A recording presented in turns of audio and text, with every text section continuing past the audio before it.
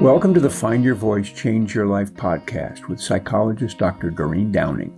Listen in as Doreen interviews people who felt they didn't have a voice or who suffered extreme speaking anxiety. You'll hear stories about how they struggled to speak up, what they did to find their authentic voice, and the confidence they now feel to speak up and make an impact. If you want to get started right away to find your voice, download Doreen's free 7-step guide to fearless speaking at doreen7steps.com. And now, here is Doreen. Hi, this is Dr. Doreen Downing, and I'm a host of the Find Your Voice, Change Your Life podcast. I invite guests who are willing to unzip a little bit here and show what their history has been and how they might have struggled with having a voice. And what I like to do is to inquire about what their journey has been. And that is always something that fascinates me because that's what my business is about, is people tapping into their potential, discovering who they really are, the truth of who they are, and finding a way to express that. And my new friend, Suzannah, today, Suzannah Baum, is somebody who has had a journey. In fact, she has a new book, and I love the title, Nervous to Nailed It. And we'll find out more about that. But anybody who's written a book has a backstory. They didn't just come out of the womb and say, "Hey, world, let me teach you something." There is some way in which I'm sure, Suzannah, you've had a learning journey, and that's where I'd like to start today. But first, I just want to say hello and welcome you. Thank you so much, Dr. Doreen. It's really lovely to be here and to have connected with you on this level. Yes, we're both people who love to bring out voice inside of people. And in fact, one of your, I guess you call it a tagline, is find your voice. And guess what? We're on a podcast, Find Your Voice, Change Your Life.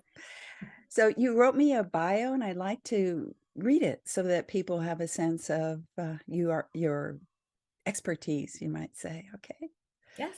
Suzannah Baum is a public speaking and presentation skills expert, an executive speech coach, and author and speaker. She works with business professionals who want to position themselves as leaders by communicating with more, I'm going to say it, confidence, impact, and human connection. I love that part, of course, human connection. Suzannah is the best-selling author of From Nervous to Nailed It, Find Your Voice, Present with Impact, and Unleash Your Ultimate Speaking Potential. Released in late 2022, it is the quintessential guide for those who are looking to speak up, share their message in a compelling and authentic way, and not feel like they have to hold themselves back anymore. Yes, I understand those words, and I'm really glad that you get to share today. But apparently, you have a personal note here too, and you live in Montreal, and you're mom to a 12-year-old boy, and you said a 2-year-old budgie, and you always travel with chocolate. But I had to look up what a budgie is. It's a parrot, right? It's a little bird. It's It's a like little the bird. parrot, but quite a bit smaller. Okay, really tiny. Yes, really tiny.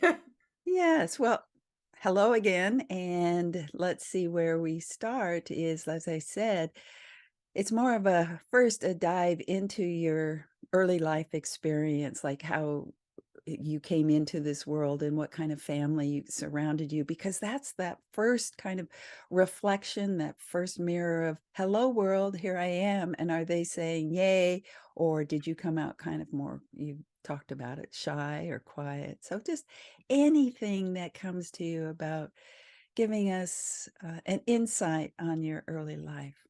Absolutely. And you said before we kind of share a tagline about find your voice, and that was not lost on me when we originally connected. And I think going back into the early life, this is maybe where it started, and maybe it was the feeling of lack of a voice, or perhaps even that whatever voice I did share was not really paid attention to quite as much as maybe other family members or without getting too much into the details of the family. And it was a great family, but everybody has their place and everyone has a personality. And I think part of my family, there was the issue of, women's roles and men's roles. And sometimes the women's role was, just be quiet, don't speak up, don't say anything, don't start anything, just shh, right? If you're upset about something, shh, don't say it. And so when this is how you're brought up from from youth, it's at the time when you're young, you don't know that this is right or wrong, that you should fight back against it, or it was just the way it was. This was the advice given to me by my mother, which is how it worked in my family. And I listened to my mom. I was a good kid, listened to my mom, and sort of mimicked how she dealt with conflict, or how she dealt with it when she felt that she was not being listened to. Was just, well, okay, it's okay, just push it down and get over it. And that's how I grew up. So on top of that, I was quite shy because I wasn't really encouraged to speak up. But I think even if I was encouraged to speak up, I was still born shy, born quiet, waiting for a place to welcome me, waiting for my opinion to be welcomed. And when it isn't, and in this world where you have to sort of take up a little bit more space, and that wasn't my style. So you get used to it, right? You grow up, you're shy, quiet. As I said in one of my presentations that's on my YouTube channel, I felt shy, quiet, and overlooked, and often ignored. But this was the way it had to be. This is the way I ended up feeling more comfortable, because in those moments when I was the center of attention, I didn't know how to deal with it. Yes. So I preferred to be shy, quiet, overlooked, and ignored, and in the corner, right? Yes. Oh, Yeah. and taking that space in the corner is more like a hiding position, right? And Yes.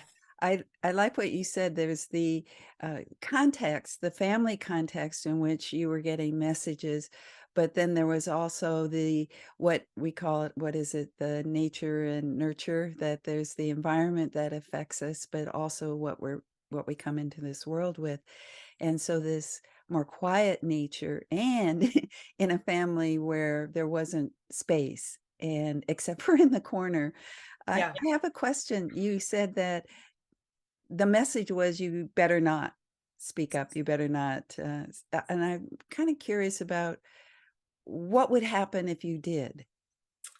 Well, I mean, it wasn't necessarily always you better not. They highly recommended that I didn't, because the consequence was just that other people in the family the ones who took up more space would get upset with me. And they were, it's easy. I don't want to paint this in the wrong way. It was a very loving family, but the overpowering ones, or the ones who have a voice and have that strength, can easily overpower the quieter ones and make us go, okay, I'm sorry. Okay, I'm sorry, right? Because we don't, as a person, the nurture is, or the nature is, that I would want to avoid conflict, right? And you certainly want to avoid conflict when people in the house have louder voices than you do, right? And aren't afraid to use them. So it became just, be easy to deal with, be easy, don't make trouble, don't speak up when we don't think you should. So it Well, was like this that is, a little bit. it's interesting because I just had a session with somebody the other day, and they were doing, because I'm a psychologist, I do like to get my fingers in the past. But they said that they had a pretty good family, and they didn't understand why they were so quiet. How come? And I think you've pointed to something, and it came out with this person, is that he was a triplet. And his two Mm. sisters, like you say, had louder or more extroverted, and they were able to take up space.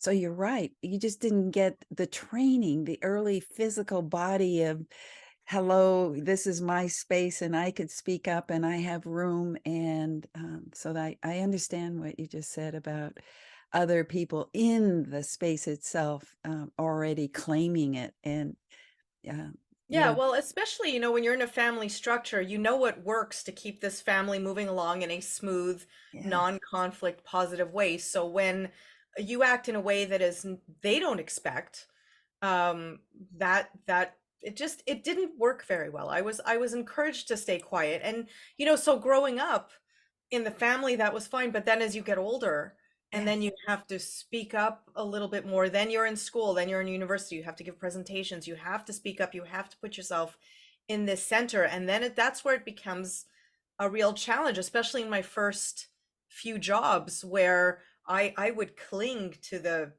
quietness. Like, no, no, no, I'm just quiet. So you do the presentation, you speak up at the meeting, you Oh, give the update. And that's where things started to shift, because that's when I began to recognize that holding on to, oh, I'm shy and quiet, and that's just the way I am, that was not serving me anymore. And I think this is a big problem, even with people that I work with, in a presentation, when they want to feel better about public speaking, they want to get better at their presentations, but very often they're stuck in the mindset of, but this is just who I am. So who am oh, I to go outside the the nature, right? Who am I to be who I'm not? And so that is a bit of an issue to deal with. And it was my issue as well at the time, that I had to go through a lot of frustration and watch many of my coworkers move ahead far before me, even though I felt I was equally qualified, simply because they were willing to speak up. Whether they felt comfortable or not, I don't know, but they did it. And that's what started to make the change with me, that I had to start uh, releasing, not I'm not saying that I had to stop being shy or stop, but I had to stop being as quiet as I was. I had to speak up, and I had to push myself and force myself, and it wasn't always easy, but there were some places that I went and resources available that helped me along that journey. well, that's where we are right now in terms of transformation, because it seems like so many people I work with and that I know have said exactly the same words that you have said. This is just the way I am. Hmm. And yet there's more, there's potential within us. And Hmm. that's what, transformation and change and finding more inner strength, I think, is about. And that awareness that you said, gee, there are consequences for me being who I am. Yep. Yeah. So Yeah. Yep. I mean, I got the awareness, hey, I got to do something about this, but what happened next? I mean, you said you did I don't know, what did you do? Yes. So when I finished university, I had a cousin who lived in California. Again, I'm in Montreal, cousin who lived in California, and he was part of a Toastmasters group, and I'd never heard of this group before. And it's a public speaking group. It helps people feel more comfortable and confident with public speaking and leadership and communications. And he was maybe 15 years older than me, very successful in sales. And at that time, I was in my mid 20s. I had come back from some travels. I was living with my parents in my late 20s. It was not an easy time for any of us. And struggling a little, trying to find my place. Where do I work? Where do I go? Where do I live? And so on. And he at one point said to me, well, why don't you just try Toastmasters? This has been part of the learnings from there, have taught me how to step outside myself, communicate with more confidence, and so on. And I put that in the back of my head, and I said, well, who has time for, a weekly commitment? And I also wasn't ready to join a group to help me be a better public speaker, because I think sometimes we need a catalyst, right? Uh-huh. It's hard for us to be preventative and say, yes, because maybe in a year or two, I'll have a job that will require me to speak. I didn't feel that. I thought, well, what, I don't need that right now. And so I went through the couple of jobs, and there was one job in particular where it was an IT company. I really liked the boss, really liked the coworkers. I got to my 3-month review, and my boss sat down and said, well, listen, I know you want to move forward in this company. I know you want to go from, manager to director in marketing, but you can't unless you're willing to speak up in meetings. Oh, Because in this company, we had a weekly meeting where, and I was in the marketing department, and our responsibility, had to be somebody in each department giving the update. And every week without fail, I would say, why don't you do it this week? Or I'm not in that project, or whatever excuse I could come up with to just get myself out of that. And when I was given the opportunities to speak up, when we were in these meetings and I would listen to somebody else talk, and I would think to myself, well, I feel like I want to ask a question, but I'm not going to speak up because I'm sure if this was really relevant, somebody else would have asked it. So I'm not going to say anything. I'm not going to raise my hand, not going to cause any trouble, right? I'm just going to be the shy, quiet one sitting in the corner. And then inevitably, someone else would raise their hand and ask the exact same question that I had in my mind. And they would get all the kudos and all the congratulations for asking such a great question. And this is something that I deal with also with a lot of my clients. When I tell this story of, when you're holding back, you don't want to speak up, you don't want to ask the question because you don't want to be perceived as dumb, or you don't want to be judged, or you want to look bad, but then someone else asks the same question and it's the right question and they get all the attention for it, and then you're left going, well, it was my question. Like I should have been the one to ask, right? I should be the one getting the credit. So this is something that so many people, I mean, when I started sharing that story, when I share that story when I'm giving a keynote, everybody in the audience is going, yeah, Yes. Yeah. everyone's Yes. doing that, right? So all those frustrating experiences is what finally led me to go to a Toastmasters group and just say, okay, well, let me see what this is about, because now I need help. Now I'm frustrated, and I'm frustrated enough to try something different. And still, I went to that first Toastmasters group. They made me stand up and introduce myself. I watched a few people give speeches, and then I was like, I am not coming back here because I was, first of all, terrified just standing up and introducing myself. And then watching people give speeches, I was like, this is far beyond. They are far beyond what I can do. And so I left, but time passes, frustrations keep, layering on top of each other. And finally, something else, I can't even remember what it was that happened that frustrated me so much that made me say, okay, I have to go give it a try. I have to commit for 3 months. That's it. Just commit and see what happens, because the way it is now, I'm getting nowhere. And that was one of the big turning points for me.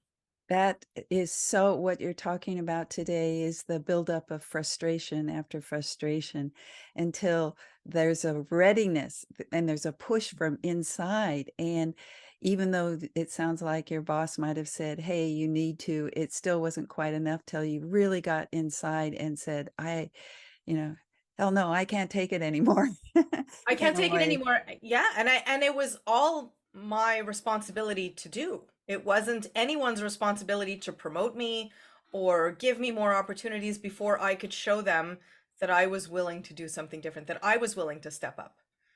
Well, before I ask more about that stepping up business, let me take a quick break and we'll be right back. If you want to get started right away to find your voice, download Doreen's free 7-Step Guide to Fearless Speaking at doreen7steps.com. Hi, we're back. Suzannah Baum is telling us about her life journey coming from a quiet little girl as she was, kind of natural, and in a family where there was not a lot of space for her. But the journey to find her voice is what we're listening to right now. Hi, Suzannah. Hi there. Hi, Dr. Doreen. So you're talking about the, I guess you might call it, we just described it as frustrations, but the waking up that you were doing little by little to say that if life was going to be more for you, you're the one who had to, as you said, step up.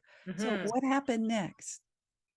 So I joined this Toastmasters group, and and perhaps when I came 6 months earlier, maybe it just wasn't the right, I don't know what made me, I mean, aside from me just not feeling comfortable, when I came back, I still didn't feel comfortable, but there was something about the group that just worked. I felt the support, I felt the encouragement. When I got up and gave my first speech, it was still terrifying. It really was, but I felt the support of the group. There were some people who almost took me under their wing, it felt like. And so at that point I felt committed to the group, but I enjoyed it. And then it became a regular weekly event that I would go. I would sometimes give a speech, sometimes lead the meeting, sometimes evaluate a speech. There was a lot of different ways that people had to get up and speak impromptu and so on, but it was still part of the exercise, right? I would prepare a speech, I would memorize it, I would script things. There was a lot of that, and but I think it was after the second or third speech, the first thing that really changed things for me was that now I was speaking to a group of people who were listening. They were all listening. And this was something that, and I think that's what made me go back. I mean, the people were wonderful, but all of a sudden there was this feeling of, okay, so what I'm saying is important. Now, certainly that's part of the culture of the group. Whether people were really listening or going through their laundry list, I don't know. But in the moment, I felt all eyes on me, and they were listening because they were then evaluating afterwards, giving me feedback on what was good, what can be improved. And I really, that's the moment where you feel seen, you feel heard, and it was powerful and made me not want to leave. So that was a big piece, really made me commit into that environment. So And you're finding your voice in that environment is what I yes, hear. finding my voice and feeling finally that people are really paying attention Yeah. and caring about what I was saying. Now, the thing that really changed things for me, I mean, really set the entire career in this direction that I'm in now, happened about 3 months into my Toastmasters experience, because I always had this inkling, this feeling of, God, what would it be like to be on stage? Right. And for a while, I didn't know that, was that a speaker or maybe that was an actor. I took acting lessons. There was something in me that wanted to be seen very badly. And so acting lessons for a few years took that place. And I always thought this concept of being on a stage was very exciting to me. And maybe, as a psychologist, you could say, well, because you didn't feel seen as much growing up, well, now you want to put yourself where people are forced to look at you. Maybe we're going to go there, you know. But so it started with acting, and then so a few months into this Toastmasters experience, we got a request from one of the local universities to send over a couple of Toastmasters, a few people in our group, to give a half-hour presentation on public speaking to an alumni group, a group of people who have already graduated. Now they're working, they're professionals and so on. So I felt very brave after this 3 months of now being listened to. And I put my hand up along with a few other people. And on this day, as I'm standing there watching people walk in, and they're all in their suits and they've got fancy shoes and they're really professional. And I'm sitting there thinking to myself, what have I done? Like, I can't talk to this group. What can I possibly teach this group of people? They are graduates, they are super gainfully employed. I mean, just look at them. They came in looking the part. And so when so the self-talk is going on, and then the other self-talk going, it's okay, just remember your script, just remember what you want to say, just get out there and do your 7 minutes. And while I was giving my little 7-minute segment, there were these two women in the front row, and God, I wish I could remember their names because I would thank them for changing my life. These two women in the front row started listening, and then as I was talking, they both pulled out paper and pen, and they started to take notes on what I was saying. And if I could tell you that is the exact moment where everything changed for me. That just to think that people thought what I was saying was so important that they took a pen, they put it to paper and took notes on it was enough. I mean, that was the night that we ended the night, a successful night, and I left going, how do I do this? How do I get there? How do I create a life or a career where that happens? It was such a meaningful moment for me. Where you have impact. Yeah. And people value what you're saying and what you offer. Yeah. And that's wonderful. Thank you for sharing that moment. Yeah. Well, to move forward now, you have a business teaching people, and it's ironic that you were asked in that first time to go out and talk about public speaking, and now this book that you've written is about public It is speaking, about and you're public speaking. So talk about that just a little bit. There was something in your book that you said, let me just look, because I wrote a note about commit to, well, yes, for those who are listening, it's a Yeah. great cover and it's a great title, by the way, but there was a section in it, commit to being you.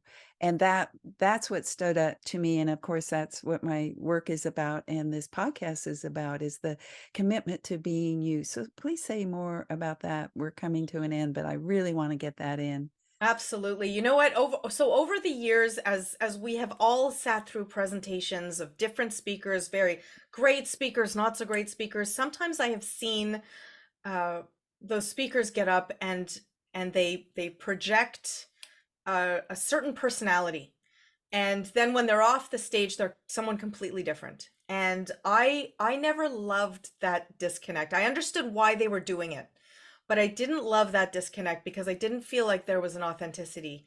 And I feel like there are some people who will say, I'm not that great of a speaker. I'm not that good. I feel like I need to speak like someone else. Uh, I have to be that person, that extrovert, that, person who takes up the space. So it almost feels like I can't be myself. I need to be somebody different and I need to be that speaker persona. And so when I say commit to being you, it is a commitment to being to accepting how you are, right? Introvert, extrovert, shy, not shy, whatever it is, but commit to being you on stage and not the speaker persona that you think people need to see, because what people need to see is they need to see you. They need to see your own unique speaking style, your expertise, your way, your personality. That's what's really important. And that's a mindset shift that some of us have to get over. And I was there, at the beginning of my career, that I'm not a speaker, because I saw that speakers own the stage and how they own the stage. But it's not always about owning the stage. It's also about speaking up at a meeting. It's about speaking to that one person in front of you who is, personal or professional, a boss, a client, a teammate, a colleague.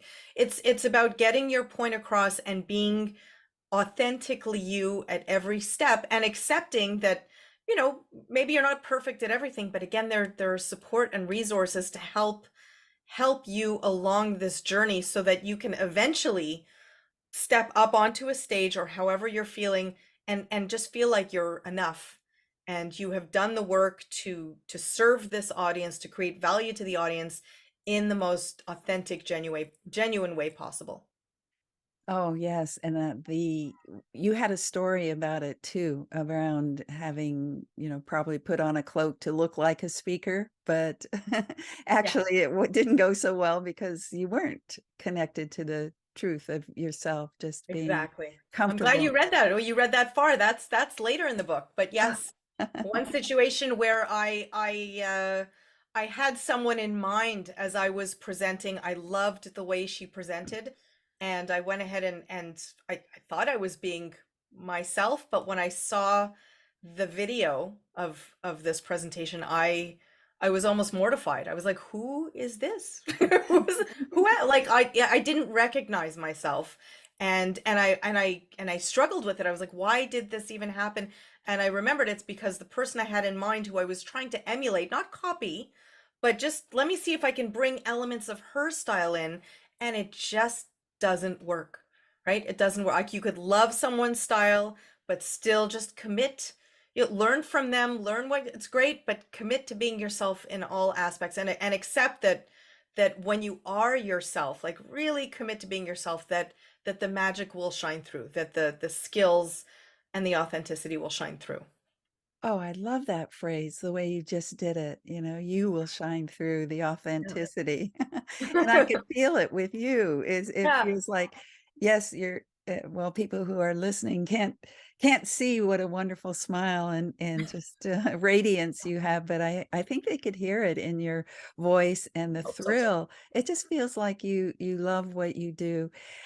Since we're coming to the end, I'd like to give you a little more space to see what wants to come through now to the listeners about what you want to leave them with, although this last point about being yourself seems to be the main point, but anything else that comes to you. Yeah, well, that last point is important, just the commitment to being you. I think another point that is important is that, I work across the spectrum of people who have different needs, and sometimes people who are struggling with confidence come to me and they're like, I just need confidence. And there can sometimes be a perception that I help people gain more confidence. It's not only that. It's, to me, confidence is gained when we can look at what we want to present, and even for those people who are seasoned presenters, they're experienced presenters, they're not dealing with a confidence issue, but they just want to get better. They know they can be better. They know they can connect better with an audience. They can engage them better. There are tools available for this, but ultimately the commitment is, how can we build a message and share a message and share our expertise in a way that is most valuable for the audience. And so when people deal with confidence issues, it's not about how can I gain more confidence. You gain more confidence by building a stronger message that is with the audience in mind. When you really get into their minds, understand their needs, and build the message so that it's relevant to them, the confidence comes from there, because now you're not just speaking off the cuff or winging it. You are creating a message that is meaningful. And so that's a lot of where confidence comes from, that we don't have to hold ourselves back anymore because it's who we are, or because we don't feel good public speaking, or because we don't want to. It's not about that. It's that we all have a unique lives, unique expertise that just needs to be shared, and we all need to be mindful of taking up the space that we need to take up in order to share this expertise and this life experience that we have. Yeah, you've used a word right now, and I think that's a good mindset too, is all we're asking is that you share yourself. And in your book, you have some specific techniques. There was a diamond that in terms of the structure, and I think that both of us together, I talk about the diamond within, and Oh, there's okay. or the jewel within, and then the finding that voice from within. And what you've Yeah. got is also, well, then how do you how do you externally put together this message that you're talking about, so that both what you're saying and where it's coming from feel like they're both the shine that you just mentioned. Exactly. You know what? The diamond is one of the most useful tools I have ever, and I mean, I created it years ago within a mastermind with help, because people needed to hear me talk about it, and it eventually formed, and it has helped me with my presentations. I use it with every single client I have, because you're right, there's we could sit here and say, share your voice, share your expertise, get out there and do it. And people will say, okay, but how do I How? do it? How do I do it? Yes. And this is the tool that shares, well, here's a step-by-step framework of how. And just a quick story. This morning I had a call with someone who has just such a tremendous depth of expertise in so many different spiritual life aspects, and she was struggling because she wants to speak more, but she said there's so much. There's so much that I talk, it gets muddled. And so we need to find the focus of what it is, like, really get clear and focused. And once you're clear and focused on that message, how do you start putting it into a logical, structured, focused, and yet still engaging framework, right? It can be overwhelming. I mean, how do I say what I want to share? Where do I even start? And this is a super useful tool. It's a roadmap that helps people, it helps them clarify exactly where to go in a presentation. Yes, I understand. And that what you just said about, well, somebody could have an inner brilliance and feel like they have confidence from deep inside, but if they don't have a way to present it logically or in a way can that the listeners can understand, then it doesn't have too much uh, impact. But the other way is also, if somebody is really good at doing the structure but doesn't have an inner sense of authenticity, And Yep. so I feel like we've talked about both sides today, and I really appreciate giving you the platform so that you can share your newest work. I hear that you're doing an audio version of it.